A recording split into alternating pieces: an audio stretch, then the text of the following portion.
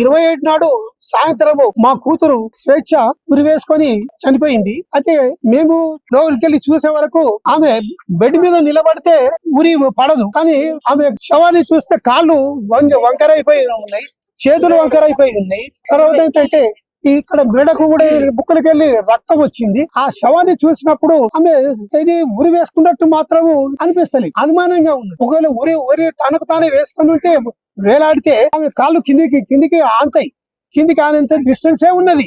కానీ మరి ఇక్కడ ఏం జరిగిందా అనేది డౌట్ఫుల్ గానే ఉన్నది. మా ఉద్దేశము ఈ మరణంపై తప్పనిసరిగా ప్రభుత్వం నుండి విచారణ జరిపియాలా, మాకు న్యాయం జరిగేటట్టు చూడాలని చెప్పేసి మేము డిమాండ్ చేస్తున్నాం.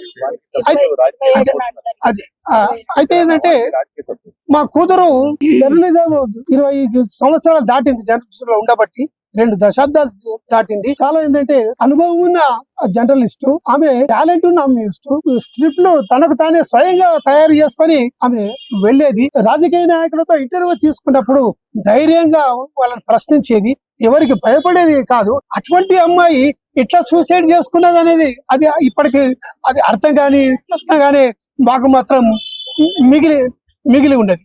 అదే మా కూతురు ఇది క్రాంతి అనే అబ్బాయితో పెళ్ళైన తర్వాత ఒక కూతురు పుట్టింది. కూతురు పుట్టిన తర్వాత వాళ్ళిద్దరి మధ్య మనస్పర్ధలు వచ్చేసి చట్టబద్ధంగా విడాకులు తీసుకున్నారు. విడాకులు తీసుకున్న తర్వాత మా బిడ్డ అక్కడ టీ న్యూస్ లో పనిచేసేది. వీడు పూర్ణచందర్ కూడా అదే టీ న్యూస్ లో వాడు కల్చరల్ ఇన్ఛార్జ్ గాను ఏమో ఉండేవాడంట. ఈమెకు విడాకులు కాగానే వాడు మా బిడ్డ వెంటబడి వాడు చెప్పిండు, వాడు 26 తారీఖు నాడు నా కూతురు ఏదంటే, నాన్న మేము కలిసి ఉండలేము, మేము విడాకులు తీసుకుంటాము, నువ్వు వెంటనే వచ్చి మాట్లాడు అని అంటే నేను వెళ్ళి మాట్లాడినా. ముందు నా కూతురుతో మాట్లాడినా, లేదు నాన్న గట్టినే నిర్ణయం తీసుకున్నానని చెప్పింది. తర్వాత వానితో మాట్లాడినా. అప్పటి వరకు నేను వాడికి మాకు సంబంధం లేదు, వాడి ముఖం కూడా నేను చూడలేదు. అదే ఫస్ట్ టైం. వాడంటే వాడు ఇంకో స్నేహితుడు కూడా ఉన్నాడు, ఇద్దరు ఉన్నారు. వాడు నాకు చెప్పడం ప్రారంభిస్తూనే మొట్టమొదటిగానే మేము 5 సంవత్సరాల నుంచి కలిసి ఉన్నాము స్వేచ్ఛ, నేను 3 సంవత్సరాలు వెంటబడి నేను ఆమెను కలిసి జీవించటానికి ఒప్పించుకున్నాను. ఇప్పుడు మేము 5 సంవత్సరాల నుండి కలిసి ఉంటున్నాము, కానీ మా మధ్యలో కొద్దిగా మనస్పర్ధలు వచ్చిన్నాయి. అప్పుడప్పుడు గొడవ పడుతూ ఉండే వాళ్ళం. మరి ఇప్పుడు మాత్రము ఉండలేము అనేసి అని అనుకుంటున్నాను అని వాడు చెప్పి, మరి మీ అభిప్రాయం చెప్పండి అని నన్ను అడిగాడు. నా అభిప్రాయం నేనేం చెప్పేది, మీరు నిర్ణయం చేసుకోండి, మీరు నిర్ణయం చేసుకునేవాడు మీరు అని చెప్పేసేసి నేను వెళ్ళిపోయినా. ఇక నేను పోయిన తర్వాత వాళ్ళు మళ్ళీ ఏం గొడవ పడ్డారు, వాడిని ఆమెను ఏం టార్చర్ చేసిండ్రు ఇక నాకు తెలియదు. నేను వెళ్ళిపోయిన తర్వాత నా కూతురు డ్యూటీకి వెళ్ళిపోయింది. టీవీలో ఫేస్ బాగానే కనబడ్డది. నేను మా మనవరాలు అడిగాను, అమ్మ ఎట్లుందిరమ్మా మరి అని అంటే లేదన్నా అమ్మ సంతోషంగానే ఉన్నది, అబ్బా పీడ విరుగుడైంది అని మాట్లాడింది అని మనవరాలు చెప్పడంతో నేను కొంచెం రిలాక్స్ అయ్యాను. లేకుంటే కూతుర్ని ఏం చేసుకుంటుందో ఏంటదో అని మళ్ళీ కొద్ది అనుమానంతోనన్నా ఆమె వెంట ఉండేవాడిని. కానీ ఆమె ఫ్రీగానే ఉన్నదని చెప్పడంతో ఇక నేను బిడ్డ దగ్గరికి వెళ్ళలేదు. నిన్న మార్నింగ్ కూతురు స్కూల్ కు పంపించిన తర్వాత కూతురు డ్యూటీకి పోతుంది అని అనుకున్నాము. మాకు మనవరాలు, తాతయ్య నువ్వే వచ్చి నన్ను తీసుకురా అని అంటే, సరే అమ్మా అని నేను వెళ్ళేసేసి తీసుకొని వచ్చిన.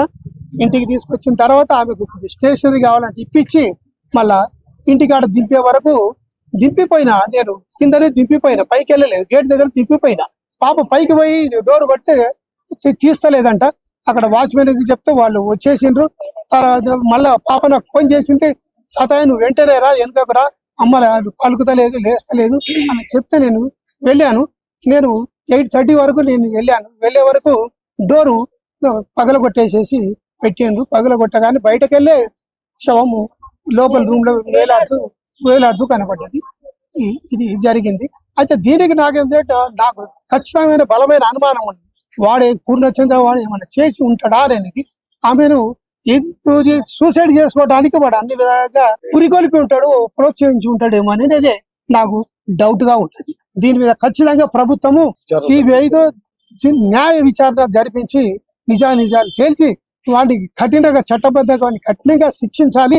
ఇక భవిష్యత్తులో వీడి ద్వారా మరే అమ్మాయి ఆడపిల్ల బలి కావద్దు, నష్టపోవద్దు అనేది నా యొక్క కోరిక. 27 నాడు సాయంత్రము మా కూతురు స్వేచ్ఛ ఉరివేసుకొని చనిపోయింది. అయితే మేము లోపలికెళ్ళి చూసే వరకు ఆమె బెడ్ మీద నిలబడితే ఉరి పడదు, కానీ ఆమె శవాన్ని చూస్తే కాళ్ళు వంకరైపోయి ఉన్నాయి, చేతులు వంకరైపోయి ఉన్నాయి. తర్వాత ఏంటంటే ఇక్కడ మెడకు కూడా బుక్కలకెళ్ళి రక్తం వచ్చింది. ఆ శవాన్ని చూసినప్పుడు ఆమె ఇది ఉరి వేసుకున్నట్టు మాత్రము అనిపిస్తలేదు, అనుమానంగా ఉంది. ఒకవేళ ఉరి తనకు తానే వేసుకుని ఉంటే వేలాడితే ఆమె కాళ్ళు కిందికి ఆంతాయి, కిందికి ఆనంత డిస్టెన్సే ఉన్నది. కానీ మరి ఇక్కడ ఏం జరిగిందా అనేది డౌట్ఫుల్ గానే ఉన్నది. మా ఉద్దేశము ఈ మరణంపై తప్పనిసరిగా ప్రభుత్వం నుండి విచారణ జరిపియాలా, మాకు న్యాయం జరిగేటట్టు చూడాలని చెప్పేసి మేము డిమాండ్ చేస్తున్నాం.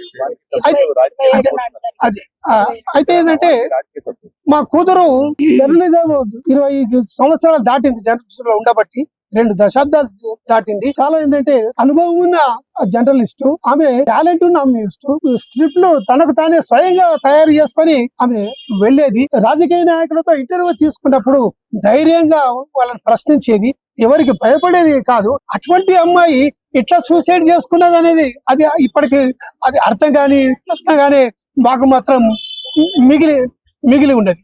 అయితే మా కూతురు ఇది క్రాంతి అనే అబ్బాయితో పెళ్ళైన తర్వాత ఒక కూతురు పుట్టింది.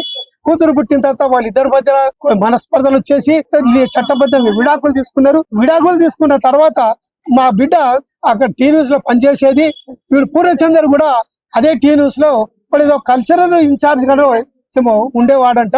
ఈమెకు విడాకులు కాగానే వాడు మా బిడ్డ వెంటబడి వాడు చెప్పిండు, వాడు 26 తారీఖు నాడు నా కూతురు ఏదంటే, నాన్న మేము కలిసి ఉండలేము, మేము విడాకులు తీసుకుంటాము, నువ్వు వెంటనే వచ్చి మాట్లాడు అని అంటే నేను వెళ్ళి మాట్లాడినా. ముందు నా కూతురుతో మాట్లాడినా, నేను లేదు నాన్న గట్టినే నిర్ణయం తీసుకున్నానని చెప్పింది. తర్వాత వానితో మాట్లాడినా. అప్పటి వరకు నేను వాడికి మాకు సంబంధం లేదు, వాడి ముఖం కూడా నేను చూడలేదు. అదే ఫస్ట్ టైం. వాడంటే వాడు ఇంకో స్నేహితుడు కూడా ఉన్నాడు, ఇద్దరు ఉన్నారు. వాడు నాకు చెప్పడం ప్రారంభిస్తూనే మొట్టమొదటిగానే మేము 5 సంవత్సరాల నుంచి కలిసి ఉన్నాము, స్వేచ్ఛ నేను 3 సంవత్సరాలు వెంటబడి నేను ఆమెను కలిసి జీవించడానికి ఒప్పించుకున్నాను. ఇప్పుడు మేము 5 సంవత్సరాల నుండి కలిసి ఉంటున్నాము, కానీ మా మధ్యలో కొద్దిగా మనస్పర్ధలు వచ్చిన్నాయి, అప్పుడప్పుడు గొడవ పడుతూ ఉండేవాళ్ళం. మరి ఇప్పుడు మాత్రము ఉండలేము అనేసి అది అనుకుంటున్నాను అని వాడు చెప్పి, మరి మీ అభిప్రాయం చెప్పండి అని నన్ను అడిగాడు. నా అభిప్రాయం నేనేం చెప్పేది, మీరు నిర్ణయం చేసుకోండి, మీరు నిర్ణయం చేసుకునేవాడు మీరు అని చెప్పేసేసి నేను వెళ్ళిపోయినా. ఇక నేను పోయిన తర్వాత వాళ్ళు మళ్ళీ ఏం గొడవ పడ్డారు, వాడిని ఆమెను ఏం టార్చర్ చేసిండ్రు ఇక నాకు తెలియదు. నేను వెళ్ళిపోయిన తర్వాత నా కూతురు డ్యూటీకి వెళ్ళిపోయింది. టీవీలో ఒక ఫేస్ బాగానే కనబడ్డది. నేను మా మనవరాలు అడిగాను, అమ్మ ఎట్లుందిరమ్మా మరి అని అంటే లేదు అమ్మ సంతోషంగానే ఉన్నది, అబ్బా పీడ విరుగుడైంది అని మాట్లాడింది అని మనవరాలు చెప్పడంతో నేను కొంచెం రిలాక్స్ అయ్యాను. లేకుంటే కూతుర్ని ఏం చేసుకుంటుందో ఏంటదో అని మళ్ళీ కొద్ది అనుమానంతోనన్నా ఆమె వెంట ఉండేవాడిని. కానీ ఆమె ఫ్రీగానే ఉన్నదని చెప్పడంతో ఇక నేను బిడ్డ దగ్గరికి వెళ్ళలేదు.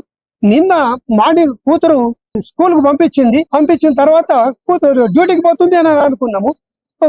మాకు మనవరాలు, తాతయ్య నువ్వే వచ్చి నన్ను తీసుకురా అని అంటే, సరే అమ్మా అని నేను వెళ్ళేసేసి తీసుకొని వచ్చిన. ఇంటికి తీసుకొచ్చిన తర్వాత ఆమెకు స్టేషనరీ కావాలంటే ఇప్పించి మళ్ళా ఇంటికాడ దింపే వరకు దింపిపోయినా. నేను కిందనే దింపిపోయినా, పైకి వెళ్ళలేదు, గేట్ దగ్గర దింపిపోయినా. పాప పైకి పోయి డోర్ కొడితే తీస్తలేదంట. అక్కడ వాచ్మెన్ కి చెప్తే వాళ్ళు వచ్చేసిండ్రు. తర్వాత మళ్ళా పాప నాకు ఫోన్ చేసింది, తాతయ్య నువ్వు వెంటనే రా, వెనుకకు రా, అమ్మ పలుకుతలేదు, లేస్తలేదు అని చెప్తే నేను వెళ్ళాను.